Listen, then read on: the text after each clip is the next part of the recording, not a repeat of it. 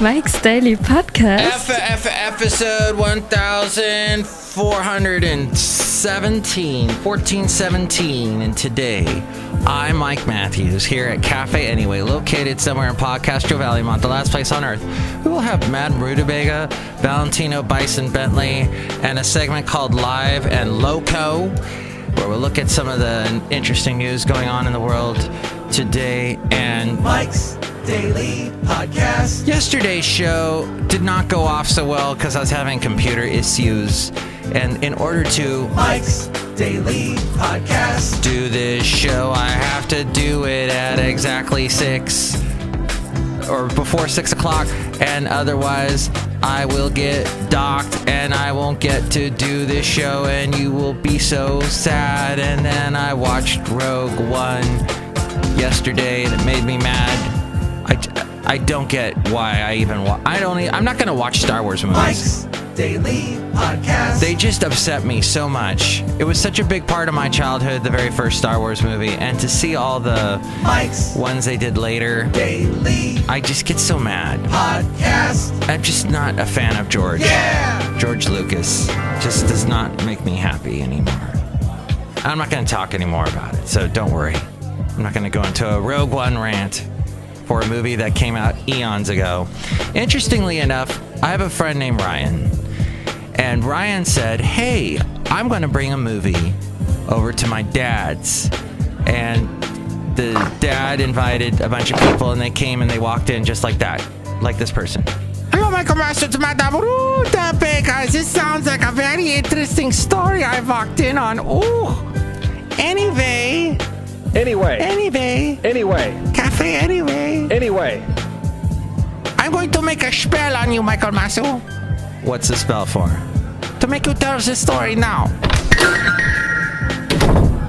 Thank you for that, as someone else walked in. Hello there, Mike. This is Valentino, the banking attendant. And this is Bison Bentley. Do you know that? Mike, tell us this great story that you are about to tell us today. Yeah! Spit it out! Do you know that? You darn tootin'. All right.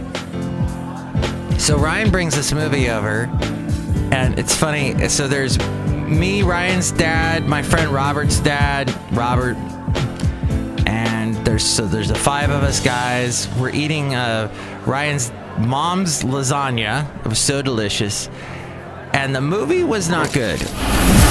And here's today's podcast picture. I mentioned it was a Paul Dano movie, but you know, I'm just done with movies, I guess. Because nothing makes me happy anymore when I watch a movie. I'm never like, oh, this was a wonderful... The Academy Awards upset me. Anything about... And my dad was in the movie business. My mom's second husband was in the movie business. I've been surrounded by it, and I just don't like it anymore. I'm mad. I'm mad about the way showbiz has gone. But I love podcasts, and I think you should listen to as many podcasts as you can. Good ones, anyway. Like To The Point, where they discussed, and I'll get to the podcast picture in a moment, about the horrible happenings in Charlottesville.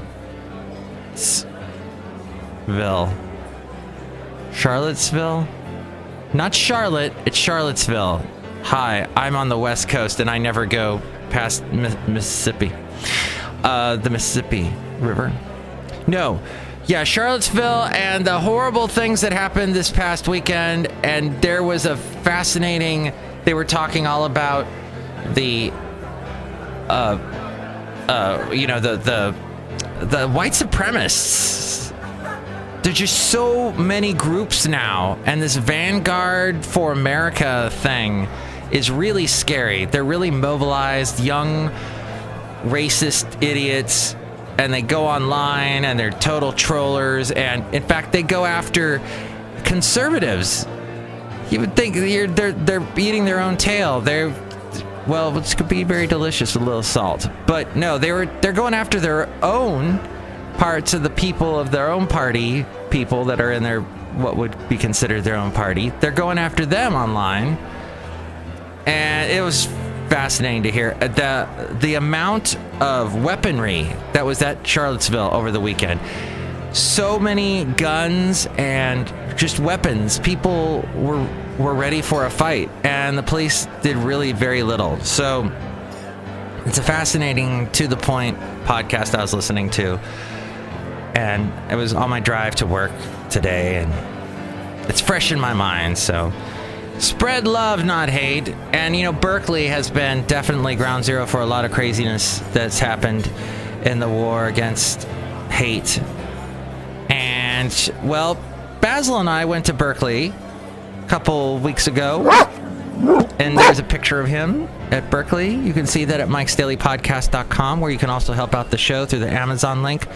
Click on that Amazon icon and buy whatever it is you're going to buy, and that helps us out, makes us happy, and the world goes round and round, and that's a good thing because of gravity, and it keeps us on the planet. Ooh, I also met someone yesterday named Anna. As I'm walking Basil the Boxer, there's a lady named Anna, and she goes, "Hey, would you like some grapes?" She was talking to another friend of mine, and, "Hey, I got a bunch of Castro Valley grown grapes, green grapes, and they are so delicious and sweet." One of the positive things of living in the Bay Area. The negatives, of course, would be the crazy traffic and the fact that everything costs way too freaking much money. But this was fun, and it costs a lot of money.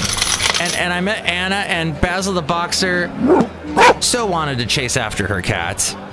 But luckily we were able to avoid that. But Mike'sDailyPodcast.com is where you can go to help us out through the PayPal. If you want to help us out that way, you'll get a special greeting from all the Café Anyway characters, and you'll become an inglorious Mike's Daily Podcaster, and life will be wonderful. There's all the past shows, links to the past shows, past interviews that I've done, and the past podcast pictures as well, all there at Mike'sDailyPodcast.com. And now the segment called Live and Loco. So first off, this just grabbed my attention. North Korea backs off their threat to hit Guam. They've pulled back their threat to attack the U.S. territory after days of trading increasingly bellicose rhetoric with Donald Trump, and hours after China took its toughest steps against Pyongyang to support UN sanctions. So we all knew China would have a big influence on them, and here it goes. So North Korea state media said today that Kim Jong-un had made his decision not to fire on Guam after visiting a military command post and examining a military plan presented to him by senior officers. But it warned that he could change his mind, quote, if the Yankees persist in their extremely dangerous, reckless actions. The turnabout came as the U.S. and China were engaged in a delicate contest on two fronts, with each trying to push the other to handle the North Korea situation the way it preferred, even while both sparred over trade issues that they insisted were unrelated. Beijing said it would ban imports of North Korean coal, iron, and seafood starting today. Measures that come from sanctions passed by the UN Security Council this month targeting Pyongyang's nuclear arms program. The timing of the announcement was a response to Trump's plan to kick off a probe into China's alleged theft of U.S. intellectual property. That probe was officially announced later yesterday. See how it's all interwoven. What a strange world we live in, where things are woven together. And global leaders from Canada to Germany strongly denounced the Charlottesville clashes and decried the role of white supremacists. Angela Merkel, the German chancellor, said the scenes at the right-wing extremist march were absolutely repulsive. Naked racism, anti-Semitism, and hate in their most evil form were on display. The other thing that this podcast was talking about that I was listening to, talked about Charlottesville, was that since the police weren't really prepared, what does this say to future rallies, and will they be prepared? And hopefully Charlottesville is an example of what you shouldn't do. And we have to be way more prepared for rallies in the future. President Trump was criticized early on for not directly denouncing the white nationalists, white supremacists, Nazis and Ku Klux Klan members that marched. And actually, this podcast I listened to also mentioned that Ku Klux Klan, though they were there, were actually more outnumbered by the people like from this strange new anti-supremacist group called the Vanguard for America. Now, on to an anti-Trump rally going on today in Manhattan. Actually, this happened yesterday when Trump made his first visit home, taking office 7 months ago. Thousands of protesters rallied outside the iconic Trump Tower skyscraper where the president is staying, while another group staged a mock die-in and funeral for American values nearby before marching to the event. Trump touched down at JFK at 8:30 yesterday evening, then boarded a helicopter to Manhattan, where a car took him to his Fifth Avenue home. A deafening chorus of "Shame, shame, shame" rang out at the president motorcade, and it entered a white tent covering the 56th Street underground entrance into Trump's building, and chants of "Lock him up" and "New York hates you" were quickly followed. 3 days after Trump named his campaign foreign policy in March of 2016, the youngest of the new advisors sent an email to 7 campaign officials with the subject line, "Meeting with Russian leadership, including Putin." George Papadopoulos, not to be confused with George Stephanopoulos, there's a lot of Georges with interesting last names, offered to set up a meeting between us and the Russian leadership to discuss U.S.-Russian ties under President Trump, telling them his Russian contacts welcome the opportunity. This according to internal campaign emails read to the Washington Post. The proposal sent a ripple of concern through a campaign headquarters in Trump Tower.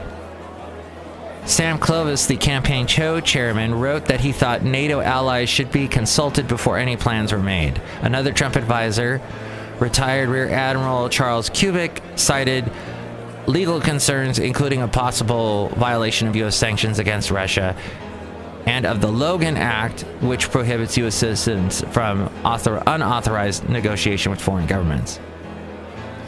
But Papadopoulos, a campaign volunteer with scant foreign policy experience, persisted. Between March and September, they sent at least half a dozen requests for Trump as he returned from the primary candidate to party nominee.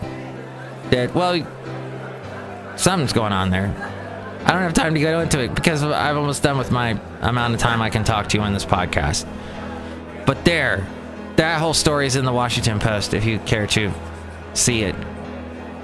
The teaser video for the new Galaxy Note 8 has this S Pen stylus.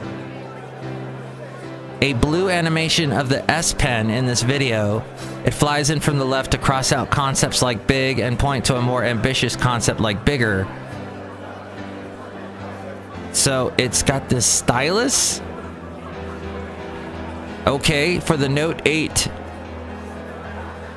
And it's gonna have this dual rear camera. Okay, that's going on with the tech news. As we go outside of Café Anyway, we're bringing Mike's Daily Podcast somewhere in Podcaster Valley. I'm not big on styluses. Didn't we use that with the, what was that, the Palm Pilot? And, you'd lose the dang stylus. Oh, but not if you've got a place for the phone to hold it. Then you won't lose it. Right. Okay. I'm all about the touching the screen and doing stuff with my finger type thing. Doing stuff with my finger. Hey, that's what we'll call the show today, is Finger. Next show, we'll have the wonderful Chely Shoehart, Floyd the Floorman, and John Deere the Engineer. It was a quick show, another quick one. But hopefully we covered some topics, and some topics that may bloom into other topics. We'll see. But definitely we hit some of the big stuff today. Now I must leave you. But I'll leave you with this one thought. Delicious baklava. That's a good thought. Mike's Daily Podcast is written and produced and performed by Mike Matthews. His podcast is super easy to find. Download or listen to his show and read his blog at mikesdailypodcast.com. Email Mike now at mikesdailypodcast@gmail.com. See you tomorrow. Bye.